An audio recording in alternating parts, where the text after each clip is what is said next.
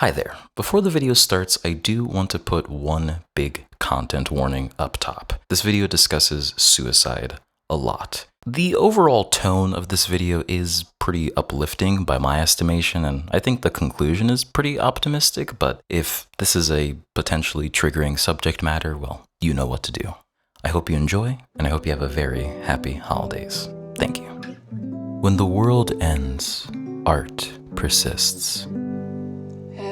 In 2012, the best year of all time, I was in New York with my family when Hurricane Sandy hit. I was 8 years old, and I remember feeling like it was the end of the world, but in a fun way, because everything felt light and fun back then. I remember going to a packed Walmart that had all of its lights out. I remember a cheerful employee remarking how they had to write all the transactions by hand and use a calculator to add up the totals and figure out the tax. I remember sitting in the living room by candlelight. I remember playing with flashlights in the dark. I remember drawing and reading a lot. And I remember playing board games with my family. It is, to my recollection, the only time my family and I have played a board game together. I still remember it fondly. Hurricanes are scary. I've lived through a couple and I've gotten really lucky every time. I know how they can destroy lives, and I am so grateful that every hurricane I've experienced has been nothing more than a mild inconvenience for a week at most. Every time a hurricane has happened in my area, what sticks in my mind isn't the destruction or the chaos or the fear.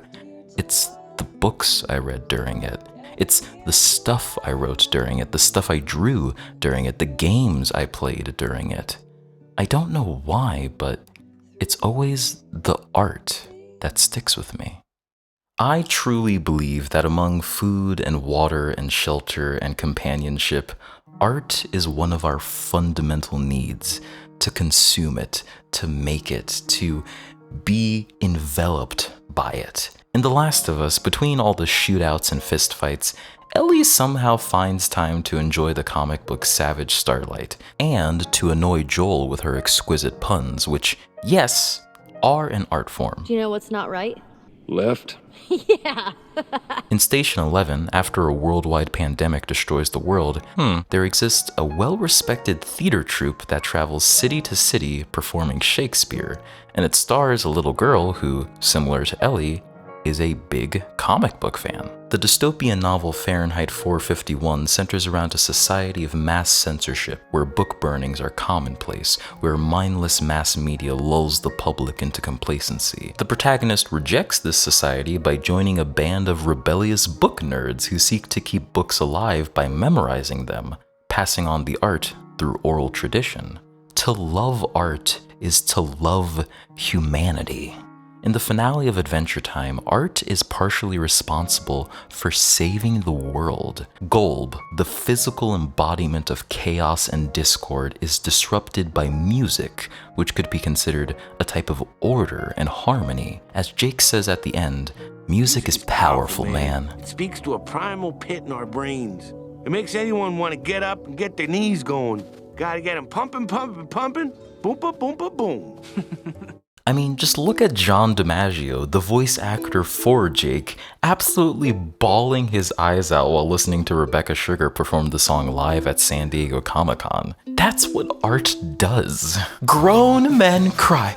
Two trucks. Oh, I can't put a Two Trucks reference in my serious video essay. I can't do that. But who's going to stop me? I go to art to connect to the universe, to witness humanity, and to get in touch with my own humanity. It often feels like there isn't space for my thoughts or feelings in the real world, but art provides a space for everyone, even in their darkest, most embarrassing and unflattering moments. Art helps us endure reality. The character Togeda from Fire Punch is driven by their love of art, specifically movies.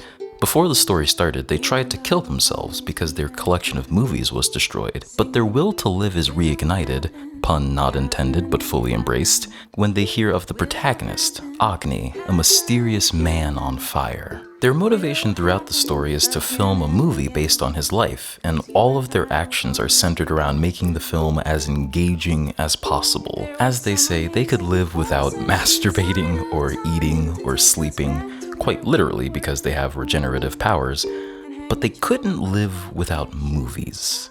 Movies saved their life. And of course they did. That's what art does. It saves lives. I don't want a lot for Christmas. There is just one thing I need, and I don't care. Part 1. The only hope for me is you. All right, what are you guys all about? What's up with My Chemical Romance? Partying. We're all about the party. My Chemical Romance is a band that believes in the healing power of art. The members have asserted several times that the band saved their lives, and that part of their goal is to save other people's lives. This band has a way of saving lives, and it keeps us alive. We're here to save kids' lives. Yeah. For most rock bands, that would be a comically saccharine and slightly pretentious statement to make. But My Chemical Romance is not most rock bands. They are so sincere in their messaging that it's hard not to buy into that narrative. That's not to say that the band or the fans were delusional for believing that their music could save lives. As with all stories, there's an element of truth to it. What does your shirt say, dude? MCR saved my life. That's the fucking real point of all this. Musician Luke Dean wrote an article for Alt Press in 2017 talking about how MCR taught him that he didn't have to hate himself, and inspired him to keep on living even as he struggled with suicidal ideation.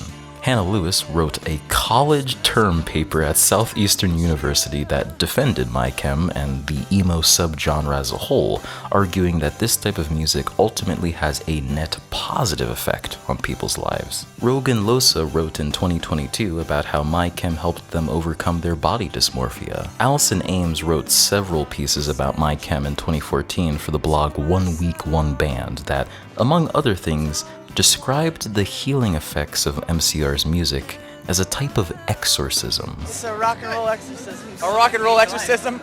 Nice. There is no shortage of people attesting to the almost religious effects MCR has had on them. The band has always had a sense of religiosity to it, largely because of lead singer Gerard Way, whose Catholic upbringing has always been integral to their creative process. He stated how he felt that in creating MCR, he was given a mission from God, which contextualizes the slightly corny yet earnest and anthemic nature of the band. They treated rock and roll as a type of gospel and canonized themselves as martyrs carrying the message. It may be hyperbolic, but it's not entirely inaccurate to describe MCR as a kind of religion, or more pejoratively, a cult. They wrote an article calling people that listen to our music or fans of us a cult. They called us a fucking cult. Do you believe how fucking ignorant that is? In 2008, the horribly designed and generally awful British tabloid The Daily Mail published an article in which they labeled MCR and the emo subculture as a whole as a cult. The article discussed the death of 13-year-old Hannah Bond, who tragically took her life in September of 2007. In the article, her parents noted that their once cheerful daughter had become withdrawn in the weeks leading up to her death. She was spending more and more time online, she surrounded herself with people that enabled her self-harming tendencies, and began to adopt the distinct aesthetics of the emo movement. In fairness, the article does make some attempt at providing nuance. The author acknowledges that the cultural decline in mental health has a multitude of contributing factors, and it even takes direct statements from young emo fans dismissing the concerns surrounding the movement. The article is technically not entirely one-sided. However, it's hard to have a nuanced conversation with the title, "No Child is Safe from the Sinister Cult of Emo." While the article doesn't claim to know exactly what motivated Hannah's actions, it does feel comfortable suggesting that the, quote, unhealthy undertones of the emo movement was a major contributing factor. I find this to be an exploitative and manipulative way of framing the story. Hannah Bond was surrounded by bad influences, but those influences weren't music, those influences were the people in her life. Before her death, Hannah interacted with an online community that misinterpreted the themes of MCR's album The Black Parade as a valorization of self self-harm. The influence of this group extended beyond the internet. Hannah had befriended several kids who were seemingly associated with it. To portray these handful of kids as being representative of the whole subculture is wrong and detracts from the real underlying issues. This isn't a story about the evils of a few musicians, it's a story about online radicalization, a story about the failings of an educational institution to help students who were clearly struggling, a story about misusing art to justify harm. A story about a group of parents who understandably struggled to understand the perspective of children living in a rapidly changing world they were unaccustomed to. Shortly after the Daily Mail article was published, there was a massive protest done by British fans in support of the band. The Daily Mail tried to claim that the emo movement was inundated with the types of people who enabled Hannah Bond's destructive habits, but the MCR community wanted to show how short-sighted that conclusion was. For many, the band has helped them make friends, develop self-confidence, and find the will to keep going on, which is what the band was always about. Later that year, Gerard addressed the Daily Mail directly. Nothing is worth hurting yourself over! Nothing is worth taking your life over! Do you understand? What are you saying? Fuck the Daily Mail! Fuck the Daily Mail! It's clear that the story of Hannah Bond and the Daily Mail's insensitive coverage of it really affected the band. MCR was used to criticism and used to people misinterpreting their work, but being cited as a contributing factor for a girl's suicide is an entirely different kind of criticism. This suicide case, Yeah, we're not going to talk about that. It's a can really hard imagine- subject. Yeah. You know. Did it affect the album or in any way? Well, Just we're not talking gonna, about you don't want to talk about we it. Okay. shouldn't, out of respect Understand. for everybody, you know. I think the coverage of the band during this period, where they were at their most popular, contributed to their decision to make their following album, Danger Days, aesthetically brighter and more openly optimistic than the Black Parade. They wanted to show the whole world that, yes, they are dark, but there's always been hope at the core of that darkness. Instead of hiding that hope behind darkness, they hid the darkness behind hope. It's probably not a coincidence that the band noticeably toned down their rhetoric about saving kids' lives at this point. They probably had to re-examine what their impact on people actually was, especially now that they were such big names in pop culture. Strangely enough, MCR and the Daily Mail were operating on the same fundamental beliefs about art. Both treated artistic expression as though it had the power of an atom, able to destroy as much as it could create. If art had such a strong impact on people's lives, as they claimed, MCR would have to acknowledge that their impact could, at least sometimes, be negative. So in the 1800s, there was this other queer artist who also caused a moral panic because they thought his art was hurting people. His name was Oscar Wilde, and there's so much that could be said about this legend, but most relevant to this video is the reception of his novel, The Picture of Dorian Gray. People really did not like this book. They thought it was immoral, that it was obscene, and that it corrupted the youth. Wilde responded to these criticisms in various forms, with his main defense essentially being that art does not affect people's lives. At least not to the extent that his detractors suggested. As he said in the preface to Dorian Gray that was added in later editions, there is no such thing as a moral or immoral book. Books are well written or badly written. That is all. All art is quite useless. He would elucidate this point in other essays, explaining that to be inspired by a work of art, to make it, in effect, useful, is a misuse of art's purely aesthetic purpose. However, Wilde simultaneously believed that it was in people's nature to mimic the art they see, to be affected by it. He believed that art was simultaneously useless, but could also provide spirituality, depth of thought and feeling, turmoil, peace, and instruction on how to live. This paradoxical philosophy was born out of necessity. He knew art had power. So much of his work was explicit social commentary on the Victorian era, after all. but he refused to accept the notion that his art had a dangerous influence, because to do so would be to accept the homophobic beliefs that underlined the critiques of his writing. A more accurate perspective, I think, is that art can influence us positively and negatively, but that this influence is often over-exaggerated or oversimplified.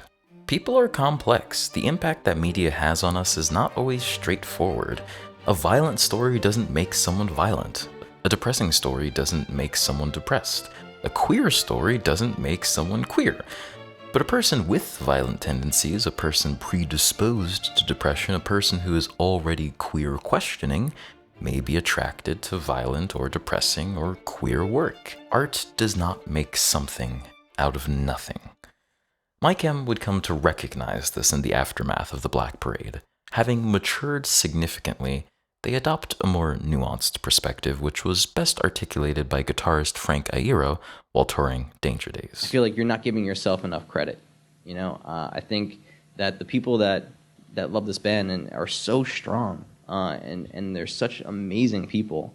And we were there as a soundtrack, and maybe, you know, we provided you some comfort, but you're the ones that have actually saved your own lives. And I mean, the applause and all that is for you. Like, you guys are the best. MCR is not your savior anymore. They are not messiahs. They are four dudes who make some pretty good rock songs.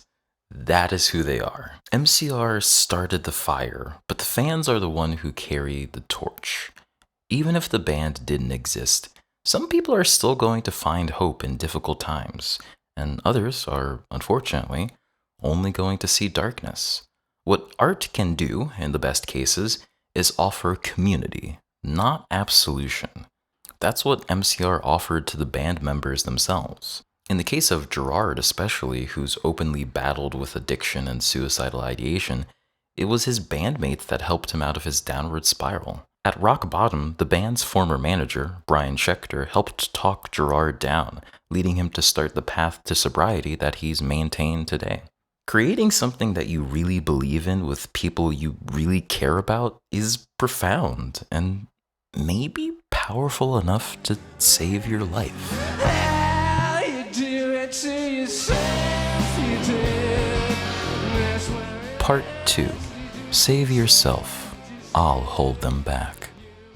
So a few years back, my friend Serena lent me her copy of Ned Vanzini's novel, It's Kind of a Funny Story, which I immediately fell in love with. Unlike MCR, Ned's writing was casual about its tragedy. Part of the charm was how unmelodramatic the whole narrative was. For a book about a depressed teen who nearly commits suicide, it's a surprisingly light read. Even in its darkest moments, I always got this sense that everything would eventually work out, and it does. It isn't easy, but after all is said and done, Craig, the protagonist, manages to live on. Despite everything, he will live, live, live. The way the book tangibly illustrates the progression of Craig's mental health is through the progression of his art. Early in the novel, it's mentioned that Craig has a passion for drawing maps, so much so that he decides at a very young age that map making is the career he wants to pursue. As he grows up, though, he distances himself from the art form. This, along with other symptoms like his decreased appetite, are identifiable symptoms of his depression. When he gets admitted to 6 North, the psychiatric hospital he spends about half of the book in, a major step of his recovery is him rediscovering his love of art. It becomes this thing he's able to do unconsciously, and it earns him positive affirmation among his peers. Through other people, his perception of his art also evolves. His mom gave him the idea of drawing imaginary places rather than copying real-world locations. Then, one of the members of the psych ward, Ebony, you can tell she's the only black woman in the book, mentions how one of his maps looks like a brain. Initially, he's annoyed at this misinterpretation, but he eventually embraces it and is able to infuse his art with a newfound meaning. The crux of his recovery is finding something he can latch onto, an anchor, as he phrases it. Obviously, there's a lot more going on in the novel. I'm deliberately simplifying the narrative to further my own narrative, but still, That's sort of amazing. In a way, art saved his life. Okay, so this is the part of the video where I just talk about myself for a moment. So sometimes I think I would die if I couldn't make art. When I say I make art for fun, I'm being extremely reductive. Art isn't just fun for me. It's not like I sit over my desk writing with a smile on my face all the time. Making art makes me feel alive, and sometimes feeling alive really hurts. But it lets me be free. It lets me push myself to experience elation at a job well done. If there's anything I really have faith in or truly believe in, it's the capacity for humans to make really cool shit, and the ability for really cool shit to meaningfully affect us. Allowing yourself to be singularly focused on achieving something is deeply invigorating. Actually, finishing a work of art can kind of be the worst part. When you're in the middle of creation, your art is this living, breathing thing, like moving clay. Then, near the end, it slows down, solidifying into this thing you can't move, you can't control, you can't alter. People can breathe life into it, but it's different after it's done, you know? If consuming art can't save you, then maybe making it just might be able to. When describing the creative process, author Ned Vizzini described it as joyous and even therapeutic at times, while adding the caveat that, quote, it is more often maddening. And he meant that quite literally. After the success of his first novel, Be More Chill, there was pressure both internally and externally for the young author to produce another book of similar quality shortly thereafter. Supposed to write a book, and I was working on this book and it wasn't working out, and I just started really spiraling down. Being a person with a propensity for despair, the pressure inevitably became too much and drove him mad, so to speak, leading him to admit himself into a psych hospital, very similarly to Craig. 6 days after leaving the hospital, Vizzini would begin writing what would eventually become It's Kind of a Funny Story. I ended up in a hospital for a week, and when I got out of the hospital, I started writing about it, but I fictionalized my experiences and I gave them to a teenager as opposed to me. With that knowledge, it's hard not to read into Ned's life based on what's present in the novel. It's also hard not to look at the ending of the book in a more grim light, knowing that 7 years after the book's publication, Ned would commit suicide at the age of 32. Unlike his character, Ned did not keep on living. In fear of sounding like the Daily Mail, I'm not going to read into Ned's death or speculate about the contributing factors. Tragedy doesn't serve some larger narrative purpose. Life is often tragically senseless, and trying to derive meaning is a self-soothing behavior that I think sometimes detracts from the real truth of the situation. If Ned's death is illustrative of anything, it's that art can't save you. A successful career, friends, a loving family, all of this does not guarantee happiness. In Funny Story, Craig spends much of the narrative waiting for something he calls a shift to happen, which is the moment where his depression will, all at once, be cured after some powerful revelation. This is, of course, a false hope. As a doctor says halfway in the book, a life is not cured, only managed. This line feels important, like one of those quotes that would end up getting misattributed on Goodreads. But Craig is unimpressed by it. Initially, I thought this was because Craig is an irreverent teenager, but in actuality, it's because Craig still believes that a shift will happen.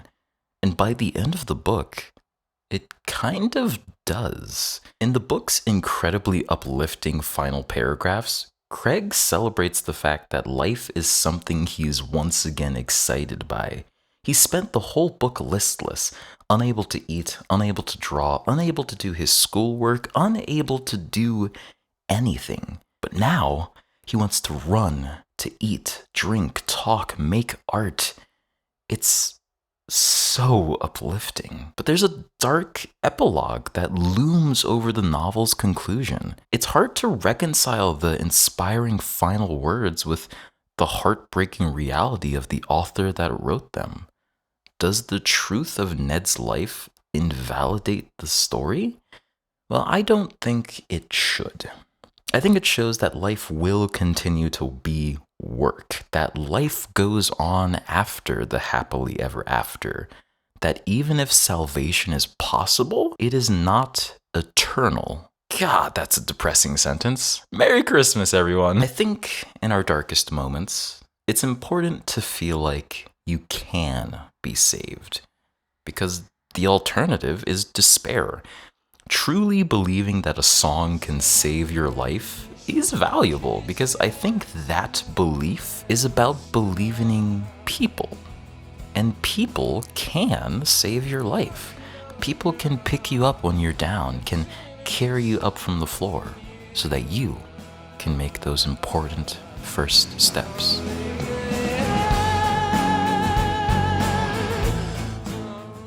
On October 6, 2024, I went to the movie theater to see a local screening of Look Back, the film adaptation of a one-shot by Tatsuki Fujimoto. It was one of my favorite theater experiences I'd ever had. The film connected to me on a surprisingly personal level, or maybe not so surprisingly, and it was as though I could feel the joy and heartbreak of every single member of the audience. For a moment, it seemed, I was connected to this group of strangers who I sat beside. As I walked out of the theater and heard my fellow moviegoers chatting amongst themselves, I came to the terrible realization that I had so much to say about the movie and no one to talk to. The experience of chatting endlessly to a friend about a piece of art you mutually love is one of the greatest joys life can offer, and it's an experience I kind of try to replicate in my video essays. Art doesn't mean anything if you don't get to enjoy it with people you love, because art is communication. The power of art doesn't actually come from what's on screen or on the page or blaring from your speaker. It often comes from everything that surrounds it. Sometimes art connects with you at just the right time. Sometimes you're in the mood or at the point in your life where it can move you. But sometimes you're not, and that's okay. In a 2010 interview, Gerard Way, while reflecting on the impact of the Black Parade, said, "We made an album that tried to change the world, or give it hope, but all people found was death and destruction and misery and self-hate. I learned that the world doesn't want to be saved." I don't think that's entirely true, though. Gerard Way. I think people do want saving, but saving is hard, and it requires you to do the work. Art is powerful, but it can only do so much. It is not salvation. What it is a beginning. Art is the beginning of a conversation, the beginning of political action, the beginning of recovery. Our journeys will inevitably diverge and our destinations will be wildly different. But what art can do is load the gun, and we choose where to aim and whether to shoot. These metaphors are getting increasingly convoluted. The point is, art can't save you, but it can help you learn how to save yourself, or how to find the people who can save you. So go out there, enjoy art, but also enjoy life, enjoy friendship, enjoy family, enjoy the air and the sun and everything. Enjoy and live. Please. Live. Live. All lights are shining down, but I feel dead. Thank you for watching this video. You made it all the way to the end, which is statistically improbable. So I really, really appreciate it.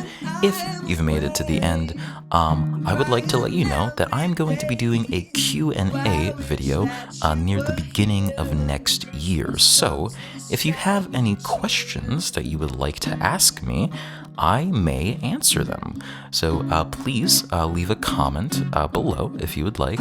And also, tell me how you felt about the video. Did you like it? Did you hate it? I mean, you made it to the end, so you probably thought it was okay. So I appreciate it. This is going to be the last you are hearing from me in the year of our Lord 2025. Let's hope that 2026 is a little bit better, but who knows? It's a very strange time that we are living in, to put it mildly.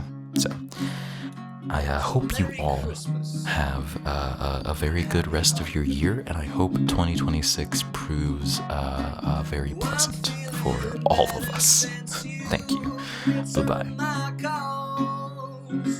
String up some Christmas lights, let's attack these hoes.